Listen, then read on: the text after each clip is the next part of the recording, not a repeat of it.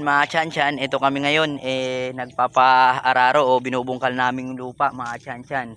Yan kasama natin dito si tatay, yan siya yung nag-aararo dito sa lupa. Para talaga mataniman na to. Kasi napabayaan natin to no, yung ating garden. Ito po ay nataniman ko na ng una. Is ngayon bubuhayin po natin ulit kasi sayang naman yung lupa no, talagang lawak tapos walang tanim mga tiyan-tiyan.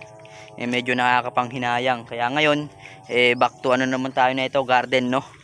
Yan, kasi tayo ay merong mga alagang baboy kaya hindi rin tayo masyadong makapag-focus kasi no, tanghali na ako minsan. Talagang tatanghaliin tayo makapunta dito sa ating garden.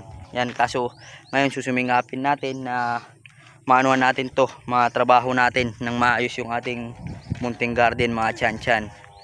Yan no. Yan, talagang yung kagandahan kapag binubungkal talaga yung lupa is mano talaga yung ugat.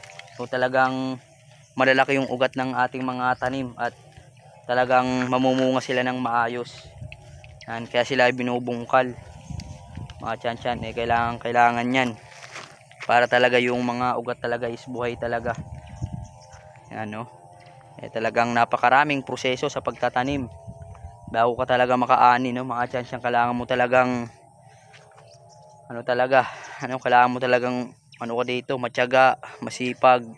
Ayun yung mga talaga sa pagtatanim mga tiyan-tiyan. Yan o, tulad ko ngayon pangalawang beses ko na to na magtatanim ako ulit sa akin talagang pundar. Talagang napakahirap mga tiyan-tiyan. Talagang tatagaktak yung pawis mo talagang hanggang baba. Ayun talaga yung buhay ng isang farmer. Kaya maraming mga magulang na ayaw nila yung kanilang mga anak is maging farmer no, kasi talagang napakahirap. Talagang dugot pawis talaga yung tatagaktak sa'yo no. Yan, tulad ngayon mainit, talagang yan, iitim ka din. Kaso no sa atin hindi na natin alintana. Yan, hindi pa nga ako nakasweater kasi medyo presko pag hindi ka nakasweater yan, iitim lang naman no. Kaso hindi tayo magpapaano diyan, papatalo sa itim-itim na yan. Hindi tayo diyan affected.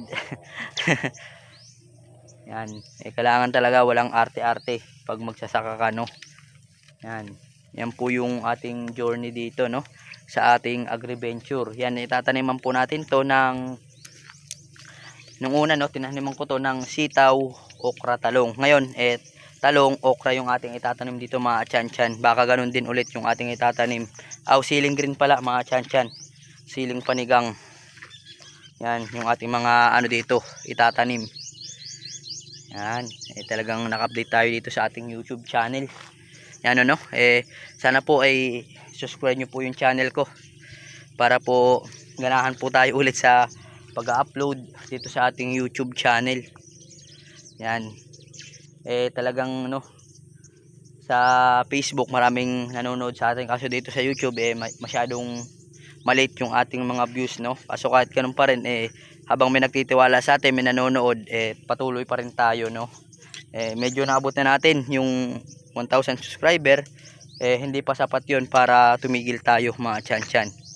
Yan no, sa atin talagang makapag-update lang tayo sa ating buhay-buhay sa pagbablog. Lang naman talagang importante. Parang lang yan, documentary sa buhay natin no. Kahit hindi naman tayo mamonetize ay okay lang mga tiyan-tiyan. Yan, si tatay yan, layo niya na, nandun na siya yan, papakita natin siya ng harap-harapan. Yan, medyo seryoso si tatay sa pag-aararo. Talagang gusto niya matapos ng maaga. Wala pa nga siyang magkalahati sa pag-aararo.